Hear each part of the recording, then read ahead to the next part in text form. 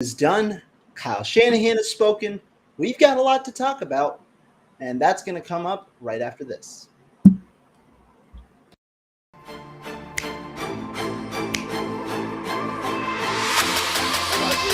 go get him. Let's go get him today, man. Let's go. Hey, dominate on three. 1, 2, 3. Dominate.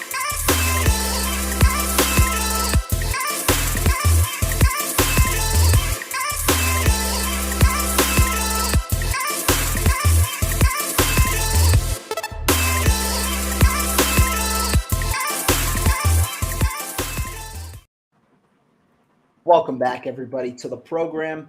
I'm here, and I'm here with my guy, So Real Suneil. Suneil, how you doing, my man? Good. We clutching sports today. Shout out Marco. I know he's trying to get to 500, so Rohan's doing his thing, trying to give a plug to his boy. Go out there and subscribe to Clutch Gene Sports. But we had the Chakravarthi show today, brother. Yeah, man, I got the right background up. Like you said, it was all a part of the plan. Got to give a shout out to my guy Marco because I know you two are going live tomorrow. So yes, sir. That'll be a fun show. We'll definitely try and tune into that. But 49ers, like I said, week 2 of the preseason's done, and we got a dub. I mean, it's first dub. And probably it's been a minute. The last 2 games we've seen have been pretty ugly. Before that, you had a 0 quarterback game for a full half in the NFC Championship game, and then you saw a 34-7 demolish. When we got demolished in week 1. Yeah, what you kind of think about it? Well, it was you could tell that the 3rd round picks were listening to some of the content creators because Cam Latu got a touchdown, and the boy Jake Moody got the game-winning field goal. So. Obviously, you like to see a win. I think that being able to see Brock Purdy come in that first drive, be able to move the ball down the field. I know a lot of people are nitpicking because any type of praise you give to Brock Purdy automatically means you're shitting on. You're talking trash about Trey Lance, which is ridiculous, but. I think Brock Purdy looked like Brock Purdy had a command of the offense, much like he looked, in the end of the season when he took over the job. And I think that bodes well because that the team obviously was winning a lot under Brock Purdy, and it seems like that same momentum could definitely move forward. I thought Trey looked good, and he started off slow, but just like it seems we're starting to notice a pattern about Trey. He's going to start off slow, but as the game goes on, much like the Houston game where he looked probably the best in a full game, he starts really looking good later on as those reps get under his belt. But I got to say one thing, Rohan, I am a little bit worried about this defense. And 2 things have always been Achilles' heels for the 49ers. Well, one thing, immobile quarterbacks. Russ still was able, to use his feet to move the ball down the field. And the one thing that I guess is a little bit worrisome is 49ers couldn't stop the run early in that game. So 2 things to really pay attention to. I know last season as well, the 49ers were struggling to stop the run early in the season, but then second half of the season, they really figured it out. So maybe it'll be another situation like that. But overall, like I said, nice to see the win. Nice to see some guys go out. Ronnie Bell obviously had another big game. Nice to see the quarterbacks looking good. So overall, I would give it a thumbs up. But still, work to be done. And that's what Kyle Shanahan said right after the game. A lot of work to be done still, but there are positives that you can take away from the game. Let's start with where you started, the 3rd round rookies. I'm still not impressed with Jake Moody, I'll be honest. I mean, he kicked a nice 30-yarder to win the game that wasn't straight down the middle, which is what Kyle Shanahan said he wants out of his kickers. I'm not going to nitpick a made field goal, though. But, he still missed a kick on the day. And I think that this week is going to be the most crucial week for the 49ers at their kicker position. Because, to me, if he struggles again this week, you don't start him week 1. Kicker is not a position in the NFL where a team can afford to allow a guy to go through growing pains. If a guy misses 2 kicks in a week, he's cut. It doesn't matter who you are, and the 49ers aren't going to do that right now with Jake Moody. But I wouldn't be surprised if he struggles this week that you allow him to, you just place him on IR, bring up Zane Gonzalez after the initial cut down date, and have him be your starting kicker week 1, because it seems the 49ers are comfortable with him enough that they're allowing Moody to get all of the preseason kicks, to get his feet wet and things like that. Well, I'm not sold yet on Jake Moody in terms of how he'll play in a game. Haven't been impressed with his first 2 weeks, but he's a young guy. We'll see if he can really pick up the pace in week 2, and we'll see, exactly how it goes. What do you think about where his stance is with the team? Yeah, I mean, look, I've been burned by third-round Michigan men before. I was a big advocate for Ambry Thomas. I really thought he was going to come in and be a guy for the 49ers. And, hey, maybe he's going to prove me right this year, because he's looking a lot better than any other year that he's been on the 49ers. But Jake Moody is somebody initially when I saw the pick, a third-round pick, that's questionable. But as far as the player, I thought that he could come in and really give the 49ers something that they didn't have, which is the leg past 50 yards, right? I think that could be a game changer, especially with how many close games the 49ers end up playing. And if you pay attention to some of the bigger 49ers losses in the playoffs the last few seasons, it's come down to one possession, right? And the ability to, have those extra field goals because you don't need to drive into that 40-yard and under range, which was where Robbie Gould really was confident and automatic.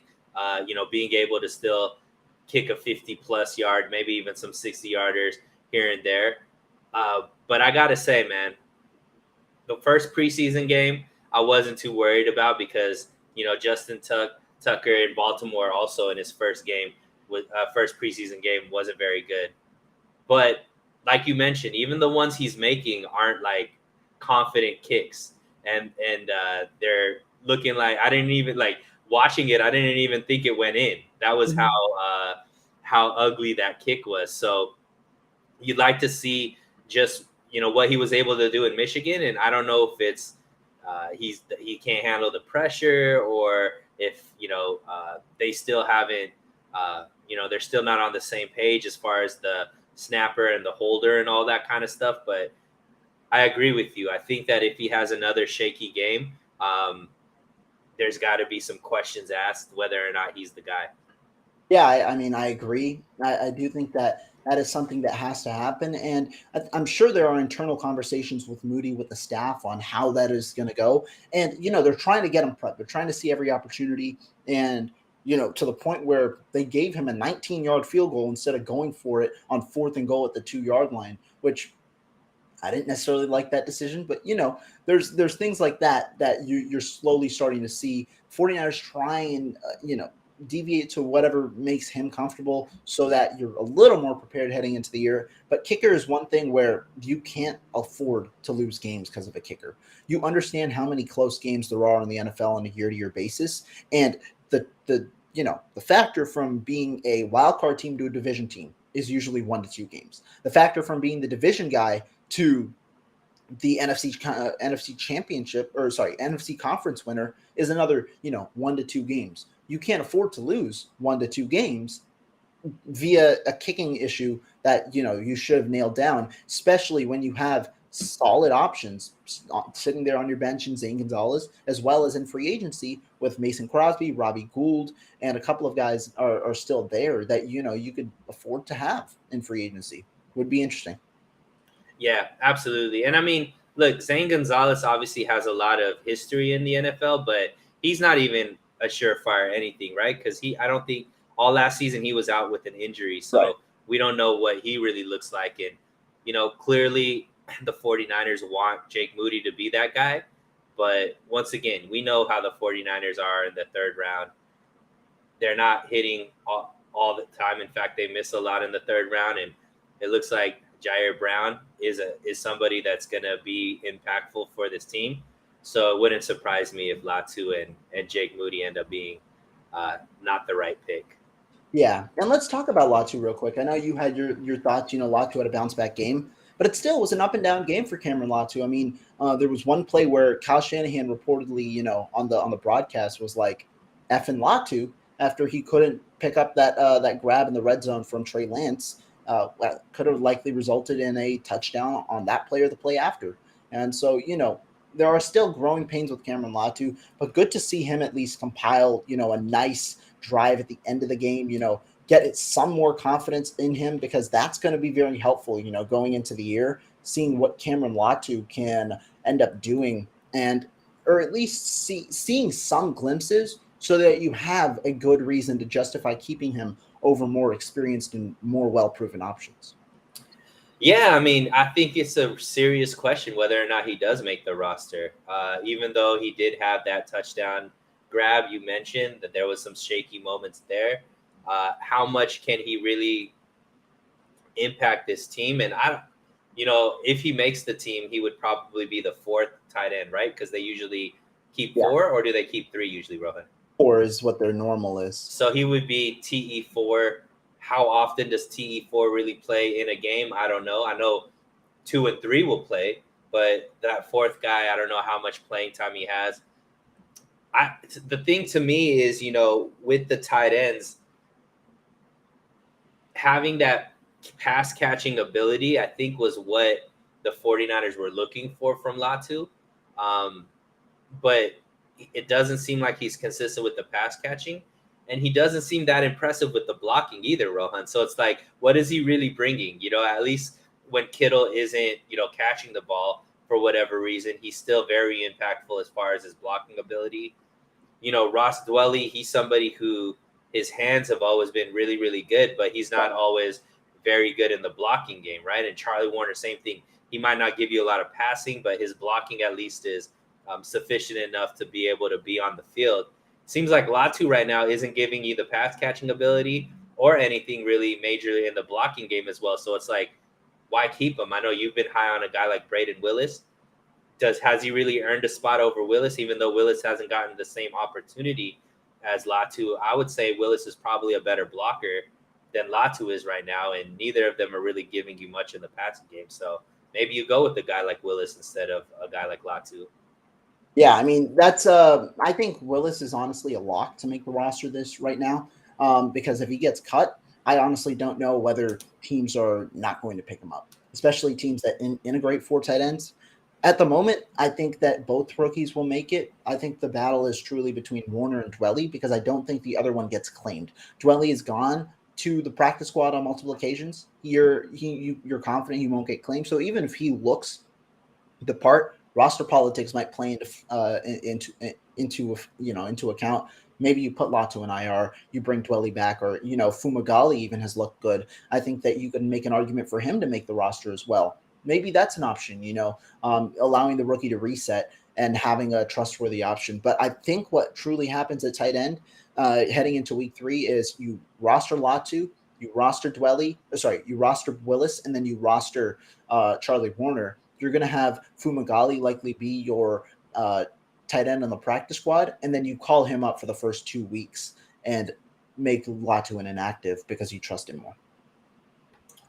Yeah, I mean, you're much better at understanding the roster and the spaces and all that kind of stuff. So, but nonetheless, this shouldn't be the conversation you have with the 3rd round pick. You want to have a guy that can, at least confidently make the team. And the fact that we're even questioning whether or not he does already, I think, kind of shows where this pick could end up, right? Obviously, if he makes the roster, he has a chance to get better. He's still extremely young, and he comes from a really good program in Alabama. So, don't want to put too much pressure on the kid too much, but we're more, I guess, questioning the pick versus questioning the guy.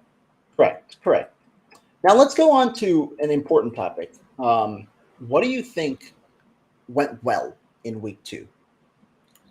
Yeah, I mean, you got to point to a guy like Ronnie Bell. He had one kind of drop, I think, that led to a pick, but, overall had a monster game. Really looking like a guy that could be part of the Yak Bros, right? He seems like he has that kind of mentality, like a Debo, like a Brandon Ayuk, that even after the catch, even after that initial, tackle attempt, he's going to break through, or initial contact, I should say. He's going to try to get more yards and has the ability to get that. So, you've always mentioned, Rohan, that you think that Jawan Jennings, this is his last year with the team. So having a guy like Ronnie Bell kind of flourish could be really, really good for this team in the future, because you ideally would like to re-sign Ayuk. You still have Debo on the team, and then a guy like Ronnie Bell could maybe move into that position, receiver, that if you lose a guy like Jawan Jennings. And then on top of that, right, we have some major injuries with Danny Gray and Ray McCloud. So having another reliable receiver there, behind the three guys that we know are going to be on the, getting most of the run, I think is good. And Ronnie Bell possibly could be that guy. Like I mentioned, the way Brock Purdy looked, his first game action on television, I guess you could say, he looked good. He looked like the normal Brock Purdy. No real major criticism. He still looked elusive like he did when he played. He didn't really have a chance to show the arm strength, but he made the throws he needed to make. And, more importantly, the team responded to him. They were able to move the ball down the field on the first drive, which isn't normal for the 49ers, right? They're not used to opening up the game and starting quickly like that. So obviously a lot of that had to do with the big play that Debo was able to break off. But I like seeing that. Obviously seeing a guy like Debo have the play that he had. Brandon Ayuk looked good, and the one target that he got a 20-yard pass. So overall, I think like the first team offense looked good against a defense that is supposed to be formidable, right? Denver defense is nothing to sneeze at. So the fact that they were able to move the ball down the field, I think was a good sign. And so those are like the two major ones. I'm sure there's more, but those are the ones that stood out. Yeah, I mean, starting off with Ronnie Bell, I mean, he was the clear standout of the entire game. 7 catches, 114 yards. Did have another drop that he had, now in consecutive weeks. But it's looking good. And, I mean, he's a guy who the 49ers, seem to have found another nice receiver for them. And this is a year where receiver talent is truly there. It's there for the taking. And I think that's going to be something definitely to watch. Bell, I think now is a certainty to make the 53-man roster. And I think the injuries honestly helped his case to Ray McCloud and Danny Gray, just solely due to roster politics. If they hadn't been injured, you have a tough decision. Do you want to have Bell on there, or do you think that the spot is deserving for a veteran player? But now that they are there, roster politics-wise, you can keep all of them, because this is how I think the receivers go. I see Greg's Khan here saying, while I expect Bell to make the team, don't expect him to be active week 1. I honestly think there's a shot he is active week 1, because I think that the 49ers are going to carry Debo Samuel, Ray McCloud, Danny Gray, Brandon Ayuk, and Ronnie Bell. I think they carry 5 receivers onto their 53. Or am I forgetting one? No. Sorry, 6 receivers, because they're carrying Jennings as well. 6. That's my prediction. But 2 of them go to IR, or at least Danny Gray will likely go to IR. We'll see if McCloud ends up going. But then you call up Chris Conley as that as your next guy once those guys get passed through waivers. So I think Ronnie Bell also has a good chance, because both of your returners are injured, like the top 2 returners, right? So I know Ronnie Bell has returned in the past, so that could be depth there, even if. So who do you think would be the first returner right now? So my personal preference, honestly, going into right after we heard McCloud's injury, was Danny Gray. Like, we didn't see him get reps in the first week. It was Bell and Jameson, and then he got injured on his first rep. So unfortunately, that is likely out the window for week 1.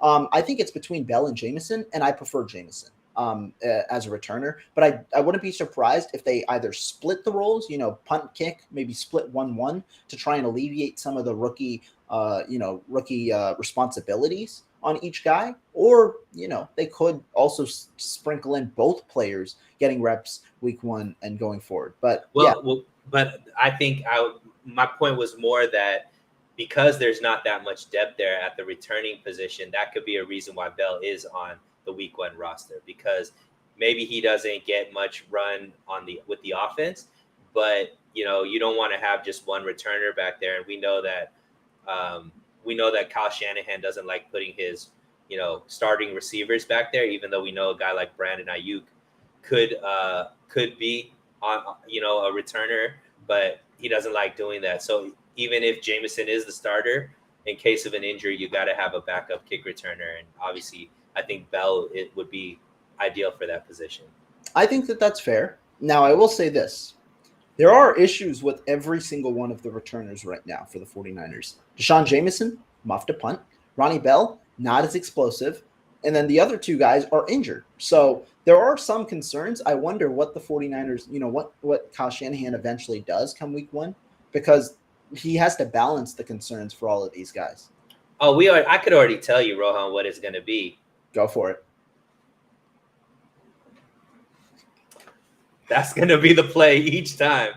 You just catch the ball. There's going to be no returns. It's going to be fair catches all game. And now you can do that for kickoffs too. So it's going to be all fair catches.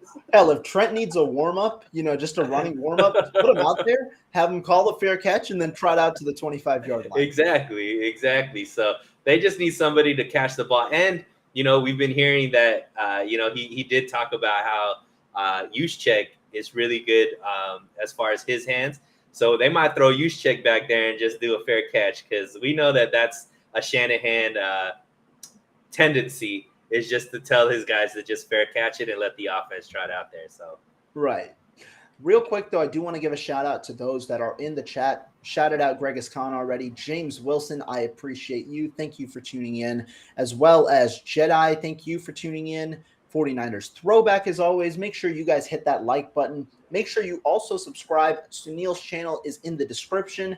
Be sure to show some love over here, too. We really appreciate all the recent support, because that's what keeps us going here. Just the conversations with y'all, making sure we hear you guys and get to do this for y'all. JC here, thank you for tuning in. Yanni, Jesse here, the three amigos. You see, he had a late night the other night with bingo for his birthday. He's probably taking a midday nap, so unfortunately he can't really tune in. On a side note, though, Jesse and Suneil are going live today at 6:30, I believe, correct? 6:20 Pacific time, yep. So make sure you guys tune into that. That'll be a fun show with those two. Just hope Jesse doesn't fall asleep during that show either. But, as well as Niner Gang Podcast, Dion, I appreciate you. Thank you for tuning in as well, my man. Thank you guys a lot for tuning in. We appreciate the support. But let's be a little negative. What went wrong in week 2? Yeah, and I touched on it earlier. I don't think the defense looked as dominant as I'd like, especially in stopping the run, both by the quarterback and by the running backs. I felt like, and to be fair, the Denver Broncos do have good running backs, so it's not like there were bums back there. However, that they were able to gash the 49ers rushing defense in the earlier parts of the game, to me was a little disappointing. Unfortunately, the defense hasn't looked at supremely dominant yet. So, and obviously not all the starters are playing, and obviously Nick Bosa not being on the field or not being with the team right now is a big deal. So that didn't look good. We mentioned the shakiness of Jake Moody missing a kick, and then even though he made the winning kick, didn't look good. So special teams overall, you mentioned the kick returners, the question marks there. Wisnowski muffed a punt. Jake Moody isn't looking good. So overall, all of special teams, Rohan, is a big question mark right now. They're not looking very confident there and looking like world beaters there. Those are the two things that really stood out to me. What about for you? What were the big disappointments? I mean, I like what you pointed out about the defense. I talked about this with Jesse, but I do think the defense isn't as deep as many anticipate at defensive line. I think that that's something that, a lot of people think for the 49ers, we're deep. We're there's no worry. We're deep as it is. There's nothing to really worry about and things like that. I don't think that's true this year. I think the 49ers have lost some depth. Some key players on the edge for sure with Charles Omenihu and Samson Ebukam that they didn't replace with top end backup pieces. And so they're going to have to navigate the waters, and I don't think they're done at defensive line. I think they could definitely have midseason acquisitions. That's my prediction. I think this is the year of the reload. I think the 49ers, you look back at 2020, after the 2019 year where they were top heavy, they go out and they get depth in 2020 with the trade for Jordan Willis. 2021, what do? They go out and they get some more depth. Charles Omenihu, a 2-year piece that was, and Jordan Willis, I believe, was here for 3 years. So, you got some long-term pieces that were young and that you believe you could develop. And then in 2022, you had the pieces there, and that's what allowed you to have strong depth and still have a formidable defensive line despite not having many top tier players. Armstead was out for half the year. That meant only Nick Bosa was the only blue chip player. This year, they're going back to that top heavy approach. I think, though, that they'll reload at the midseason mark and look for some of those cheaper guys, offload a 5th or 6th round pick. You're going to get it back anyway via the compensatory formula. Offload one of those later round picks, get some depth for the next 2-3 years, and have some affordable pieces that you can keep for this team for a couple, throughout your championship window. Yeah, and I mean, it's not – they might not have depth that's showing up right now, but we know a guy like Kevin Givens could play. We know, we still yet to kind of be able to see Drake Jackson in action. Obviously, we haven't seen the 3 main starters in action, so I'm not as worried about the depth, Rohan. You, me, and Marco had this debate last week where I don't think these guys are full-time starters, but I do think these guys will look better on a defensive line that has Hargrave, Armstead, and Bosa on it. I think any of these guys could probably fill in and look a lot better than they're looking right now. That's fair. But let's get to the most important topic of today. Let's start it off with one of Kyle Shanahan's comments.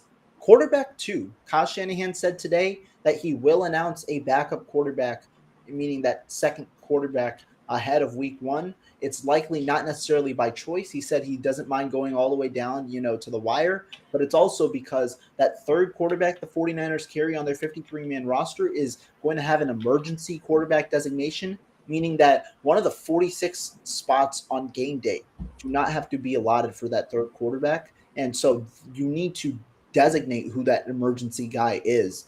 And so they're going to have to name a backup, and they're going to have to name, a third string guy. What do you think about that? With essentially all this debate that's been brewing for months and months now, essentially coming to an end.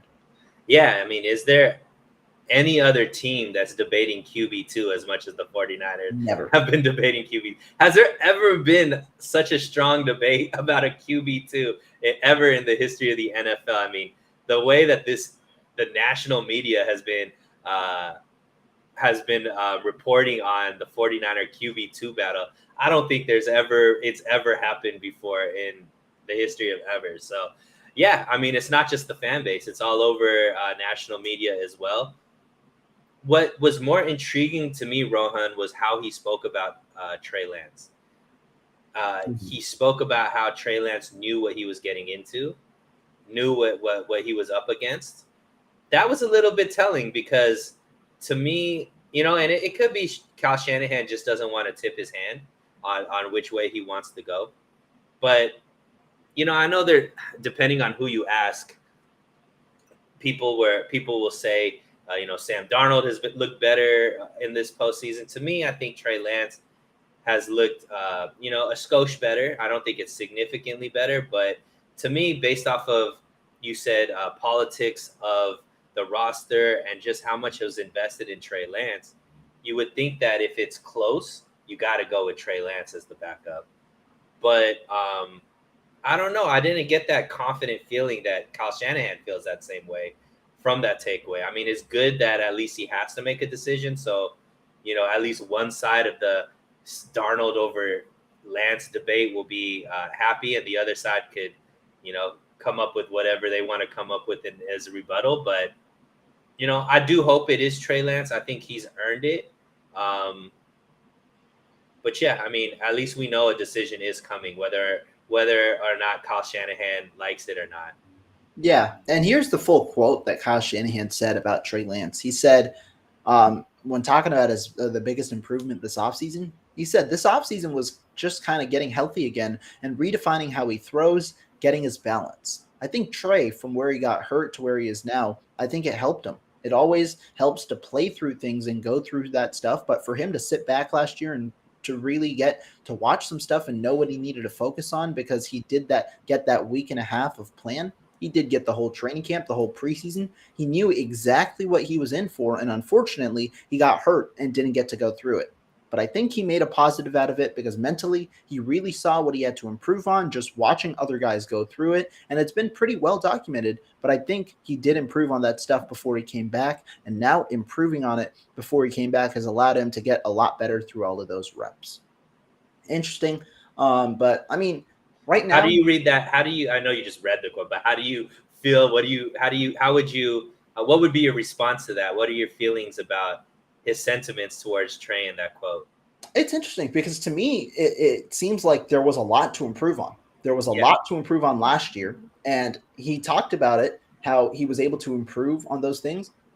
But you then question the lack of a quarterback battle necessarily last year, right? In a way, because if there's this much that he had to improve on that he got to sit back, watch, learn, and then improve on this offseason, how confident were the 49ers with Trey Lance going into it last offseason? And truly what changed if you understood that the landscape was last offseason, the landscape was similar last offseason as it was to this offseason?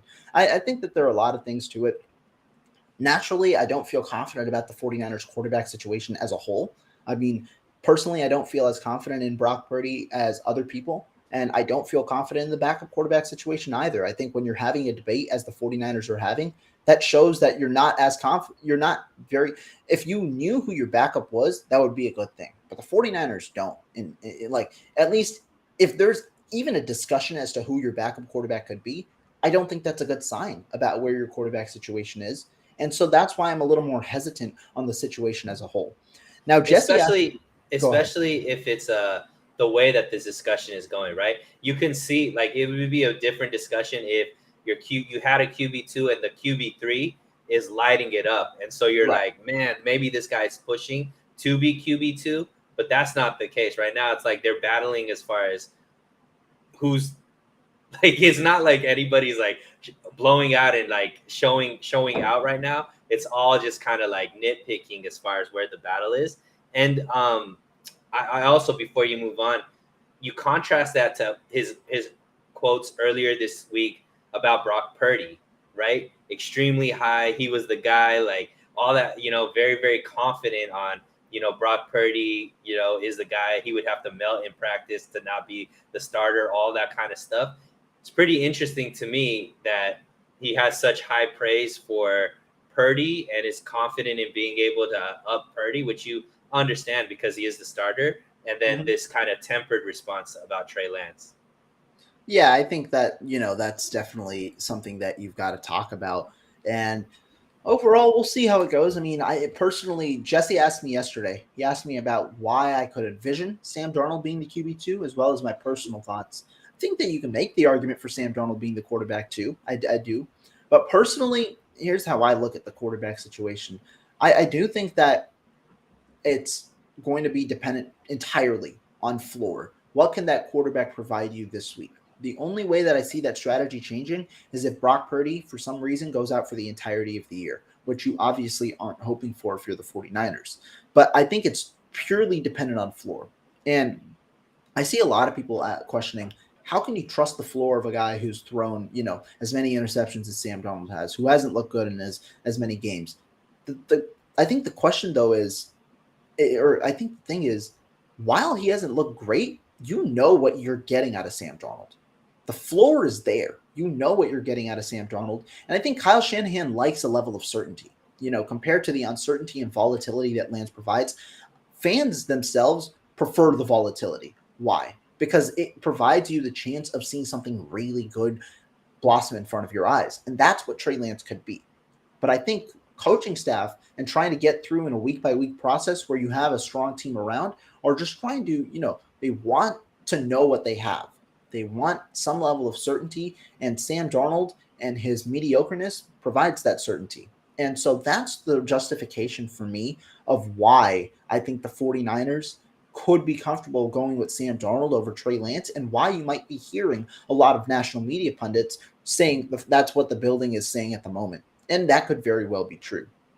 Personally, though, I think Trey Lance has won the quarterback 2 job, but I don't think it's been to a significant degree. I think he has looked a little better. I think that he has a better command of the offense. And I also think that the number one thing that truly separates them is processing. Lance has a long way to go still in processing, but I do think he's better than Sam Darnold, who has characteristically been a slow processor, and that doesn't always function well in this offense. Where if you're stuck on read 1 and it's covered, well, read 2 is going to be open in the way that this offense is there. Read 2 or read 3, there is one read in the Shanahan offense that is consistently open on 75% of plays because of the way Kyle Shanahan is able to scheme things against various defenses. But if you're slow in processing, you might not be able to get to read 2. And I think Lance is, especially as you see him go through games and games, you see him continue to improve, and that processing continues to, elevate. And I think that mixed with the arm talent gives me the slight edge.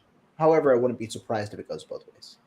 Yeah, I agree. And another thing because I agree with you, I think Trey Lance should be the QB2, and I think he's played a little bit better than Sam Darnold. But when in the past, when you think of QB2s, you think of that position being kind of like the mentor role, right? Right. And obviously, when you're looking at who has more football experience, NFL experience, Sam Darnold is that guy. And if they're very confident on Purdy, as we know that this team is, and this front office is, and Shanahan is, and Lynch is, and so on and so forth, maybe they look at Sam Darnold and say, hey, Trey Lance and Sam Darnold play fairly even, but maybe Sam Darnold could be a better mentor, better in those huddles, helping him read the pictures that they get, or I guess they don't get pictures anymore. It's on the iPad and whatnot now. Maybe that could be a deciding factor, right? So it's going to be interesting. I'm a big Trey Lance guy, but I'm also realistic, and I see what I'm seeing with my eyes, and at least it's not a shoo-in that is Trey Lance. And you know what, Rohan? I get a lot of hate, a lot of people coming at my throat because I'm expressing the fact that Trey Lance hasn't had the offseason that he needed to have to really separate himself from, any of these quarterbacks. People are like, he never got the opportunity. They never gave him the chance and all this kind of stuff. Well, in reality, it's not Kyle Shanahan's job to develop the QB2. He's not looking it was the plan with Trey Lance was to develop him last year. And unfortunately, he got the full team 1 reps. He was QB1. There was no, even Jimmy G couldn't break into that QB1 situation. They had him playing on the sidelines, right? So that there was no competition with Trey Lance. And unfortunately, he got injured. If he had a whole season, Rohan, we have a completely different conversation this offseason, right? Because I had nothing but faith that Trey Lance would have gotten better and better week after week after week after week. Unfortunately, the circumstances changed. Trey Lance got injured. Jimmy G got injured. And Brock Purdy came out and did everything you want a quarterback that wants to earn that QB1 position to do. He played well enough so the team won multiple games. And Trey Lance had a little bit of an opportunity, right, Rohan, at the beginning of training camp when Sam Darnold was still learning the playbook. Brock Purdy isn't on the field. And you were there. You watched it. Trey Lance wasn't separating himself the way he needed to. It was still kind of shaky and all this kind of stuff. And I know Trey Lance was coming off of an injury as well, but he was throwing. He was still doing all that kind of stuff. And a lot of people who are Trey Lance supporters, as I am, want to say that, hey, this is just a Kyle Shanahan issue. This is a 49er issue. But unfortunately, the reality is that, yes, it isn't ideal for Trey Lance. Yes, he hasn't had the type of opportunity that you'd want him to have. But in the circumstances that this is the reality, we're looking at the reality of the situation, Rohan. Unfortunately, Trey Lance didn't separate himself, even if it was just a few opportunities to really do that. No, I agree. I mean, I'm of the firm belief that you have to make advantage. It'd be a different story if he was making the most of his opportunities and those opportunities didn't increase, right? That would be a completely different story, but that's not the case. I'm of the firm belief you have to make the most of your opportunities. And I don't think that Trey Lance overwhelmed at any point in this offseason to the point where you could fully solidify that he's the quarterback too. Now, has he looked better than Sam Darnold? In my personal opinion, when I watched both in the 10 or 11 days of training camp I was there, as well as the 2 preseason games, I personally believe Trey Lance has looked better. And I see some comments about other people saying a similar sentiment or something like that. I agree. That's been my personal belief. But the point is, it's not been to a degree where you can firmly say that, and that's why you see discourse around the internet where people are disagreeing with what you believe, and some people are saying Sam Darnold, and then national media pundits are hearing that Sam Darnold is their guy instead of Trey Lance because it hasn't been that big of a separator, right, and things like that. And so that is a very fair point that you have to understand. You're right. I mean, as a backup at any position in the NFL, you're not guaranteed reps. You're not, it's not that you're going to get a set certain amount of reps every day. It's not something like that. You have to make the most of those reps in order to get more. And I wouldn't say that Trey Lance overwhelmed this offseason. And it's nothing against the kid. I mean, like we've said, he has minimal experience. He continues to learn with every rep. Unfortunately, you're not going to get that opportunity in terms of, you're not going to get the significant amount of reps that he could need to really further his development through because of the situation that he's in and because he didn't make the most of it. I agree, man. And, it's unfortunate because you love Trey Lance. I love the kid. I really, really think that, he's a great person and he has a lot of upside, and the circumstances were just brutal, right? I really wish he didn't get injured last season so we could really see what he would be capable of, good or bad, right? Because our analysis of him could be completely wrong, and maybe he's not the guy we think he could be with the right amount of reps and playing time. But circumstances are he's just the the only way he's going to get the opportunity is if something terrible happens to Brock Purdy, and nobody wants that to happen either. You know what I mean? So Right. It's just a tough situation. Mike Monahan here says Trey looked more inconsistent in the preseason games than Sam Darnold. I mean, I wouldn't tend to disagree. I think he's looked slow and then really progressed as the game's gone along. In the first game, you saw a similar thing, although it was marred by a couple of poor decisions, right? He had an interception, a near interception. He had some pretty poor plays mixed in, but it was a much better second half than first half. Same in this game, right? His first drive resulted in an interception. Next 3 drives were scoring drives. I think he has definitely been more inconsistent, and unfortunately, that was the case in camp. Lance had the highest of highs of quarterbacks and the lowest of lows of quarterbacks as well. Darnold was mediocre throughout. He was average. And I don't want to say mediocre. I want to say more average because I thought there were some days where, he's looking solid. It's more so a shorter array of passes, but he's looking solid. And I thought consistent was what Darnold, that's the moniker you gave Darnold for the majority of training camp. He had one really, really poor day, but overall he was consistently average. And I think the 49ers, they might prefer consistency and knowing what they get. And that's what Sam Darnold and his 55 starts and, his average overall play will provide you. And the 49ers are used to having a lot of people bring up the ball security and the interceptions and things like that. 49ers are used to being able to win in spite of their quarterback. Right. We've seen that with Jimmy Garoppolo.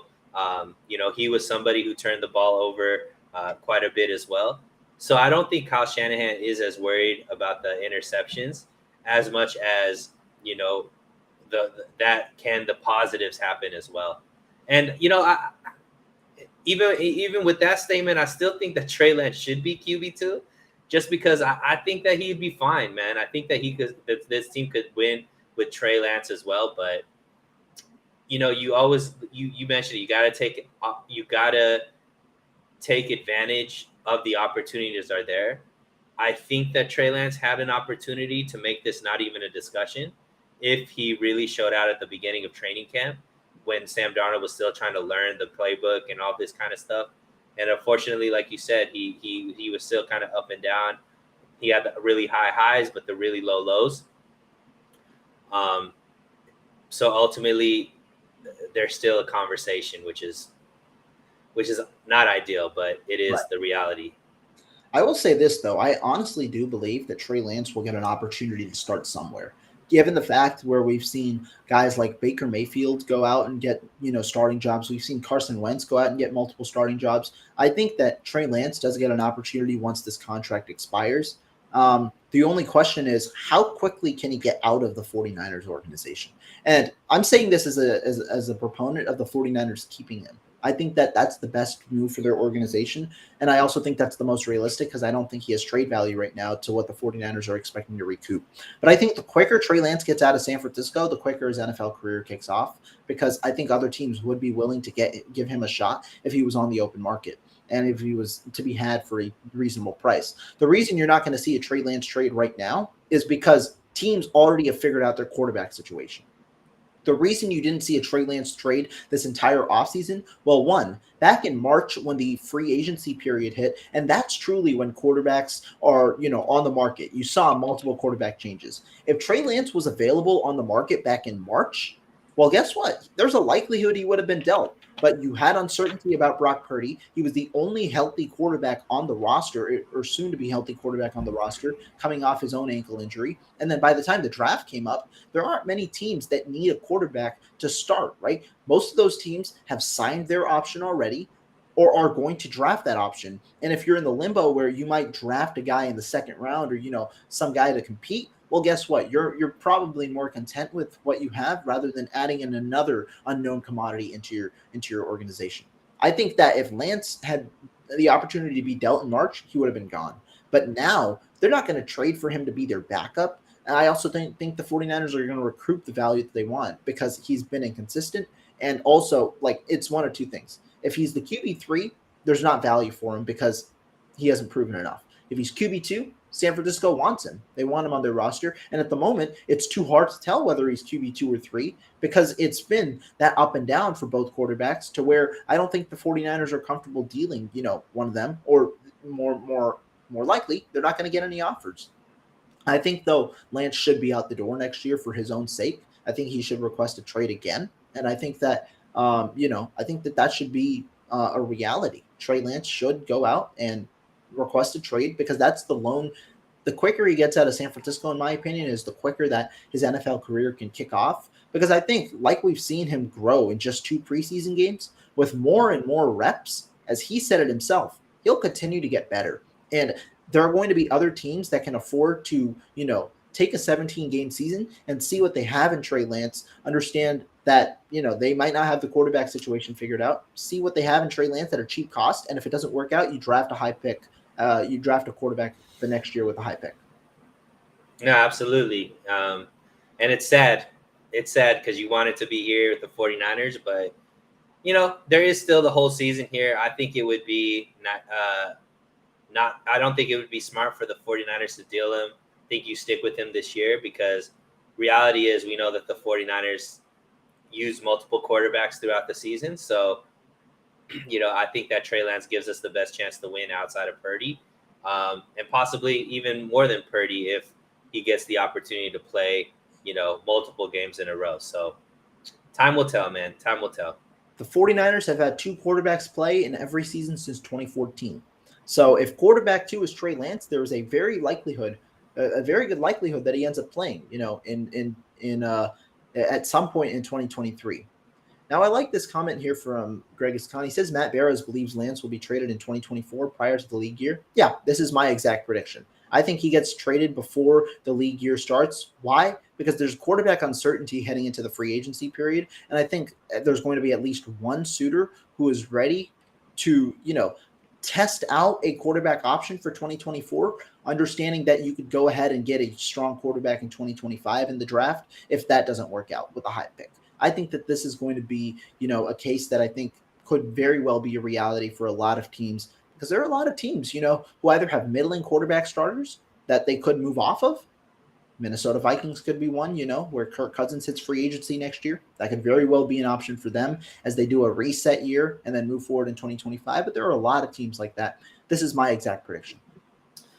Yeah, and I mean, it would either be Trey Lance being traded 2024 or Brock Purdy being traded at the beginning of 2024, right?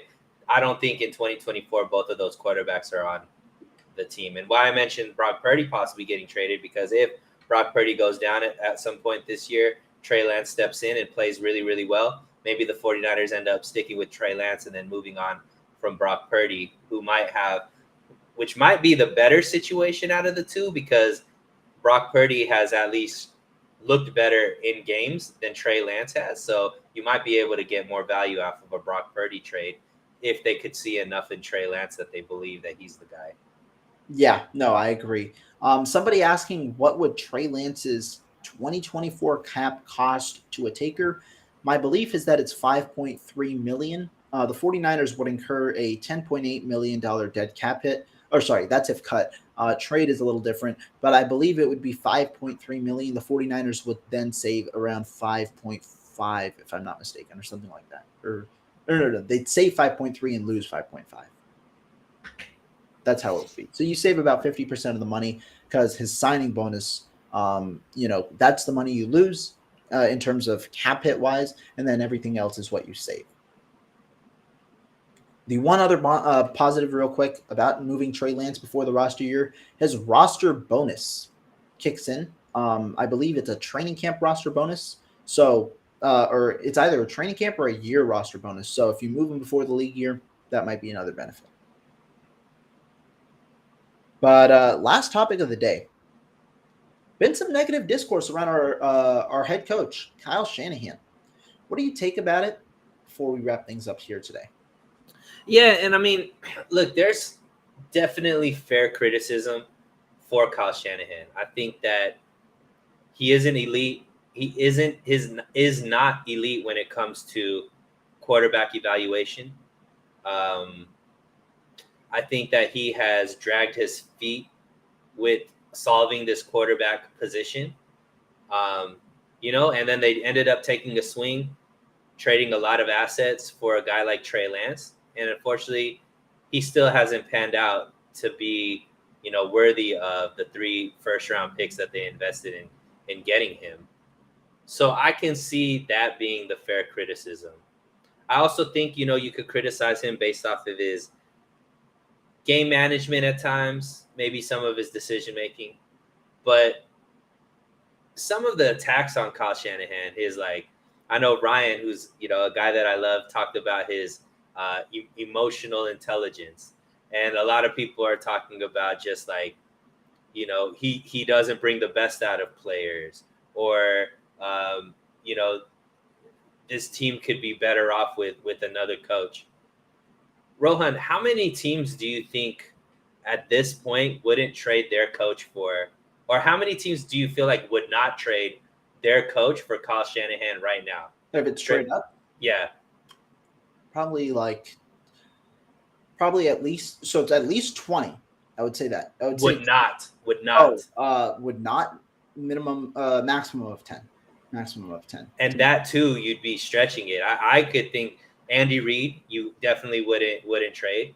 I think there are some teams with the connection. Like, I don't think Tomlin, John Harbaugh, I wouldn't say Sean McDermott. I think they like in Buffalo. I wouldn't say, some of the legacy coaches that, have a connection there. I don't think that they'd move, but yeah, it's probably, less than 10 or less, I would say. I would say it's closer to 5 than 10, but we're obviously we don't know for a fact, but I would say that it would be closer to 5 than the 10 number. So, and I know it's a dumb argument, but well, who would you trade him with? Because who knows who they'd be able to get. But I look at Kyle Shanahan, and my defense of him has always been who he inherited was what he inherited was a mess. This team was more in the news for off the field issues than anything they were doing on the field. The roster itself was void of a lot of talent.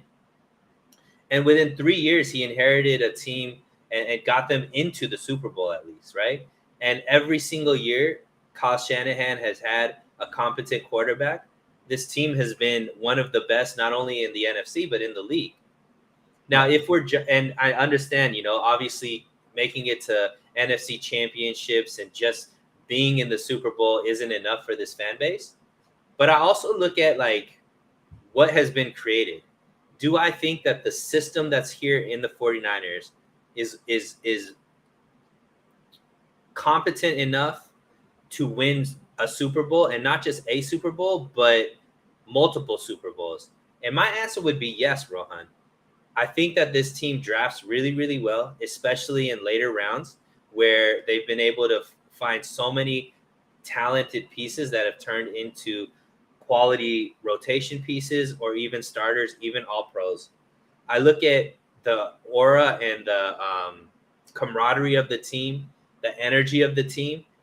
People love to play for Kyle Shanahan. People love to play here for the 49ers. And we've become a free agent destination, Rohan, which is really, really hard to do in San Francisco, in the state of California, because of the taxes and all that kind of stuff. Yet that hasn't been a deterrent for people to come here and sign with the 49ers.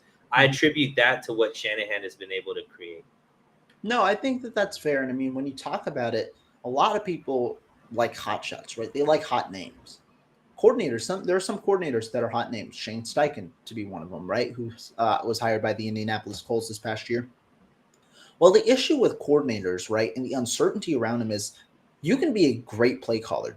You can be a great game designer. You can have all that, but that's only one portion of it, right? You need to understand that culture is a huge portion. The ability to scout talent, the ability to have a vision for that team is a huge portion of it. And those are things that Kyle Shanahan has worked well within, worked well with what he's gotten, and now built a strong group or a strong group around him where the core is tight. Where you'll obviously have your problems and things like that, but he's built a good culture around San Francisco that has shied away from what previous culture was like before his arrival. So I think that that's another important factor. And of course, the Super Bowl argument is always going to haunt him, having been to two, not having won, a single one yet, having made the NFC Championship, having missed on the quarterback issues, which is my biggest gripe with him. There are definitely some issues with Kyle Shanahan, but I think the majority of what you get is irreplaceable by other coaches in the NFL, at least other accessible ones. Yeah, and Rohan, this is one thing that I think is just wild to me. Kyle Shanahan has now had, in my eyes, developed 3 quarterbacks that are now head coaches in the NFL. And people are like, he didn't develop Saleh, or he didn't develop D'Amico Ryans, and maybe he developed Mike. But it's like, where have we ever seen coaches that leave a coaching staff to be a head coach where that isn't attributed to that actual head coach of the staff that they came off of? It's like this revision is like Andy Reid's tree. As long as you've been on Andy Reid's staff, he gets credit if you become a head coach directly off the staff. There are a lot of trees, right? I mean, you talk about the Mike Shanahan tree. You can talk about the Belichick tree, the Parcells tree, even the Bill Walsh tree. I mean, there are a lot of trees, overall that when you look at it, who's the originator of that tree? I understand your point. Yeah, but it's like never has it. It's always been, if they came under your staff, they had their highest position under your staff. They've been on your staff for multiple years and then got the head coaching job off of that. Clearly, you've done enough to get this person into a position. Because how many coaches don't become head coaches, right? How many from coaching? So you look at a guy like Eric Bieniemy. He's been on Andy Reid's staff, won multiple Super Bowls with Andy Reid. He can't even get a head coaching job, right? So to me, I just think that right now, because for whatever reason, because the 49ers still haven't won a Super Bowl, right? It's like, off with the head of Kyle Shanahan. He's the problem, all this kind of stuff. And maybe it's because of content creators just want to have something to make content about and stuff. But some of the reasons why they're going against Kyle Shanahan, to me, is just kind of wild. I think you agree with me, man. He does. I don't think we should necessarily extend him, but he should play out the rest of his contract. And, in my estimation, I think he's going to win one before it's all said and done in this contract. And if he doesn't, then okay. At that point, you've given him, 9 years on this team, then you move on. But saying call for his head right now, I think is wild. Yeah. I mean, I agree as well. we'll see, because Shanahan's window, right, for a Super Bowl is arguably coming closer and closer to an end as the years go along. I'm not saying it's an end after this year, but tough decisions will have to be made at the end of this year and things like that, to where you truly have to capitalize on the window that, capitalize on the window presented in front of you. And so Kyle Shanahan's going to have to deal with that.